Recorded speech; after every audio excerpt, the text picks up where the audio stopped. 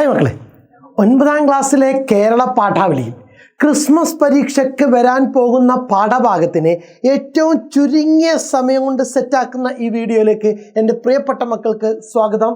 ഇന്ന് നമ്മൾ പരിശോധിക്കാൻ പോകുന്നത് സ്വാതന്ത്ര്യം തന്നെ ജീവിതം എന്നുള്ള പാഠഭാഗം ഏറ്റവും കുറഞ്ഞ സമയം കൊണ്ട് എങ്ങനെ സെറ്റാക്കാം. ഏറ്റവും കുറഞ്ഞ സമയം കൊണ്ടെന്ന് പറയുമ്പം പാഠഭാഗം നിങ്ങളൊന്ന് വായിക്കുക, എന്നിട്ട് ഇവിടെ പാഠസംഗ്രഹം തരും, അതിനുശേഷം ചോദ്യോത്തരങ്ങളും സെറ്റാണ്. ഇനി നിങ്ങൾ എന്ത് ചെയ്യില്ല, മറക്കൂല. അപ്പം ടെക്സ്റ്റ് ബുക്കിൽ പാഠഭാഗം എടുത്ത് വായിച്ചിട്ട് വേണം ഈ ക്ലാസ് കാണാൻ വേണ്ടിയിട്ട്. സ്വാതന്ത്ര്യം തന്നെ ജീവിതം ആരുടെ കൃതിയാണ്? ഖദീജ മുംതാസിന്റെ കൃതിയാണ്. തൃശ്ശൂർ ജില്ലയിലെ കാട്ടൂരിലാണ് ഖദീജ മുംതാസ് ജനിച്ചത്. തൃശ്ശൂരിലും കോഴിക്കോടുമായി വിദ്യാഭ്യാസം. ചന്ദ്രികാ വാരികയിൽ പ്രസിദ്ധീകരിച്ച ആത്മതീർത്ഥങ്ങളിൽ മുങ്ങി നിവർന്ന് എന്ന നോവലിലൂടെ സാഹിത്യ ജീവിതം ആരംഭിച്ചു.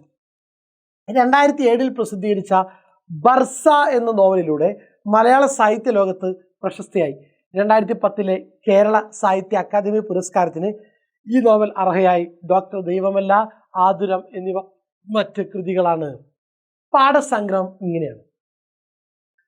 ഭാരതം സ്വാതന്ത്ര്യം നേടിയ സന്ദർഭത്തിൽ ഭാരത ജനത അനുഭവിച്ചതും പങ്കിട്ടതുമായ ഉത്സവ അന്തരീക്ഷം ഐഷു എന്ന പെൺകുട്ടിയുടെ കാഴ്ചയിലൂടെ അവതരിപ്പിക്കുന്നതാണ് പാഠഭാഗം. ഭാരതം സ്വാതന്ത്ര്യം നേടിയ സന്ദർഭത്തിൽ ഭാരത ജനത അനുഭവിച്ചതും പങ്കിട്ടതുമായ ഉത്സവ അന്തരീക്ഷം ഐഷു എന്ന പെൺകുട്ടിയുടെ കാഴ്ചയിലൂടെ അവതരിപ്പിക്കുന്നതാണ് പാഠഭാഗം.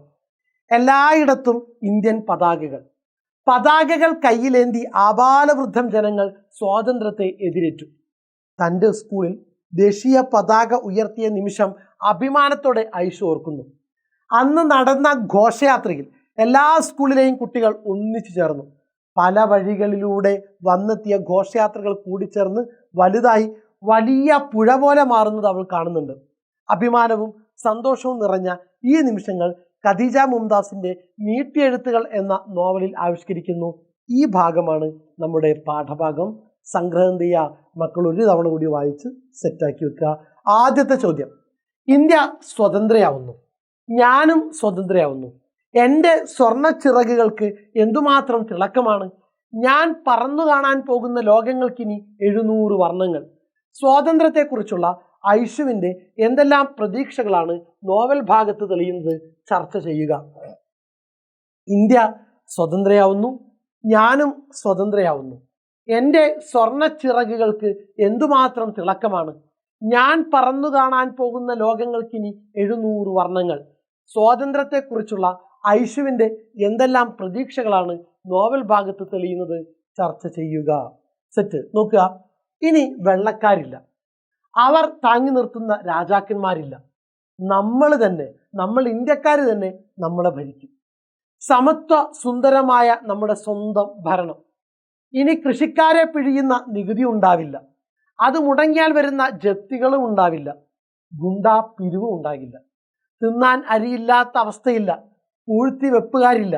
നമ്മുടെ കുഞ്ഞുങ്ങൾ ഇനി വയറ് നിറയെ ഭക്ഷണം കഴിക്കും. നല്ല ഉടുപ്പുകളിട്ട് സ്കൂളുകളിൽ ജാതി വിവേചനങ്ങളില്ലാതെ പഠനം നടത്തും. ഉന്നത വിദ്യാഭ്യാസം എല്ലാവരും നേടിയെടുക്കുന്ന സാഹചര്യം വരും. നാട്ടിലുള്ള ജനങ്ങൾ തന്നെ സർക്കാർ ഉദ്യോഗങ്ങളിലെ ഉന്നത സ്ഥാനങ്ങളിൽ ജോലി ചെയ്യും. ഇതെല്ലാമായിരുന്നു സ്വാതന്ത്ര്യം കിട്ടുന്ന സമയത്തുള്ള ഐഷുവിൻ്റെ പ്രതീക്ഷകൾ. എന്തൊക്കെയായിരുന്നു ഐഷുവിൻ്റെ പ്രതീക്ഷകൾ?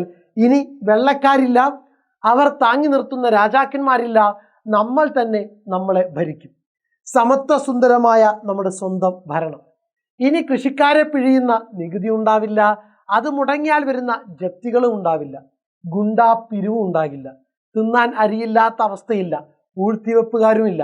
നമ്മുടെ കുഞ്ഞുങ്ങൾ ഇനി വയറു നിറയെ ഭക്ഷണം കഴിക്കും. നല്ല ഉടുപ്പുകളിട്ട സ്കൂളുകളിൽ ജാതി വിവേചനങ്ങളില്ലാതെ അവർ പഠനം നടത്തും. ഉന്നത വിദ്യാഭ്യാസം എല്ലാവരും നേടിയെടുക്കുന്ന സാഹചര്യം വരും. നാട്ടിലുള്ള ജനങ്ങൾ തന്നെ സർക്കാർ ഉദ്യോഗങ്ങളിലെ ഉന്നത സ്ഥാനങ്ങളിൽ ജോലി ചെയ്യും. ഇതെല്ലാമായിരുന്നു ഐഷുവിൻ്റെ പ്രതീക്ഷകൾ. സെറ്റ്. Then next question. ആദ്യമായി ദേശീയ പതാക സ്കൂൾ അങ്കണത്തിൽ കൊടിമരത്തിലേക്ക് ചിറക് കുടഞ്ഞു കയറി. സ്വന്തം നാടിന്റെ ദേശീയ പതാക ആദ്യമായി ഉയർന്നു കണ്ട അനുഭവം എഴുത്തുകാരി വിവരിക്കുന്നത് എങ്ങനെയാണ്? നാട്ടിലെങ്ങും പതാകകൾ നിർഭയമായി ഇളം വെയിലിൽ ഉയരങ്ങളിൽ പാറിക്കളിക്കുന്നു. നിർഭയം, ഒട്ടും ഭയമില്ലാതെ അതുവരെ ബ്രിട്ടീഷുകാരെ പേടിച്ചുകൊണ്ടായിരുന്നു പതാക കൊണ്ട് നടന്നിരുന്നത്. ഹെഡ് മാസ്റ്റർ കുട്ടികൾക്ക് സ്വാതന്ത്ര്യ ദിന സന്ദേശം നൽകി. എന്താണ് സ്വാതന്ത്ര്യം? അതിനു പിന്നിൽ പ്രവർത്തിച്ച മഹാത്മാക്കൾ, പതാകയിലെ നിറങ്ങളുടെ പ്രസക്തി, പുതുതലമുറയുടെ ഭാവി കാഴ്ചപ്പാട് എല്ലാം അടങ്ങിയ സന്ദേശമായിരുന്നു ഹെഡ് മാസ്റ്റർ കുട്ടികൾക്ക് നൽകിയത്. പ്രസംഗം കഴിഞ്ഞപ്പോൾ അദ്ദേഹം കൈ മടക്കി ഉയർത്തി ജയ് ഹിന്ദ് എന്ന് ഉച്ചരിച്ചപ്പോൾ കുട്ടികളിൽ ആവേശത്തിന്റെ തിര ഉയർന്നു. പൂക്കൾ ഉതിർത്ത് പതാക കൊടിമരത്തിലേക്ക് ഉയർന്നപ്പോൾ എല്ലാവരും സല്യൂട്ട് നൽകുകയും ദേശഭക്തി ഗാനം ആലപിക്കുകയും ചെയ്തു. സെറ്റ്. Next question. നാടിന് മുഴുവൻ ഇപ്പോൾ അങ്ങനെ ഒരു വെളിച്ചം തെളിച്ചം. സ്വാതന്ത്ര്യത്തിന്റെ ഈ തെളിച്ചം എഴുത്തുകാരി എങ്ങനെയാണ് അവതരിപ്പിച്ചിരിക്കുന്നത്? സ്വാതന്ത്ര്യം കിട്ടിയപ്പോൾ നമ്മുടെ ഭാരതത്തിനൊരു തെളിച്ചം ഉണ്ടായി എന്നാണ് എഴുത്തുകാരി പറയുന്നത്. അതിനകത്ത് അവരെന്ത് ചെയ്യുന്നുണ്ട്? ഒരു സദൃശ കൽപ്പന നടത്തുന്നുണ്ട്. ഏതുമായിട്ടാണ്? റമദാൻ മാസം തുടങ്ങും മുമ്പ് വീടും പുറവും മാറാല തട്ടി വൃത്തിയാക്കി വിളക്ക് ചില്ലുകളൊക്കെ തുടച്ച് മിനുക്കി കിടക്കകൾ വെയിലത്തിട്ടുണക്കി ജനാലവിരികൾ കഴുകാനെടുത്ത് കഴിയുമ്പോൾ വീടിനുണ്ടാകുന്ന ഒരു പ്രകാശത്തോടും പുതിയ പരിവേഷത്തോടുമാണ് എഴുത്തുകാരി നാടിനുണ്ടായ വെളിച്ചത്തെ താരതമ്യം ചെയ്യുന്നത്. എങ്ങനെയാണ്? റമദാൻ മാസം തുടങ്ങും മുമ്പ് വീടും പുറവും മാറാല തട്ടി വൃത്തിയാക്കി വിളക്ക് ചില്ലുകൾ തുടച്ച് മിനുക്കി കിടക്കകൾ വെയിലത്തിട്ടുണക്കി ജനാലവിരികൾ കഴുകാനെടുത്ത് കഴിയുമ്പോൾ വീടിനുണ്ടാകുന്ന ഒരു പ്രകാശത്തോടും പുതിയ പരിവേഷത്തോടുമാണ് എഴുത്തുകാരി നാടിനുണ്ടായ വെളിച്ചത്തെ താരതമ്യം ചെയ്യുന്നത്. സെറ്റാണല്ലോ? ക്ലാസ് നന്നായിട്ട് പാഠഭാഗം വായിക്കുക, സംഗ്രഹം നോക്കുക, ചോദ്യോത്തരങ്ങൾ സെറ്റാക്കുക, പരീക്ഷയ്ക്ക് ക്ലിയർ ആക്കുക. നിങ്ങളുടെ വിലയേറിയ അഭിപ്രായങ്ങളും നിർദ്ദേശങ്ങളും എന്ത് ചെയ്യണം? തീർച്ചയായിട്ടും കമൻറ്റ് ബോക്സിൽ രേഖപ്പെടുത്തണം, ലൈക്ക് ചെയ്യണം. Okay, thank you.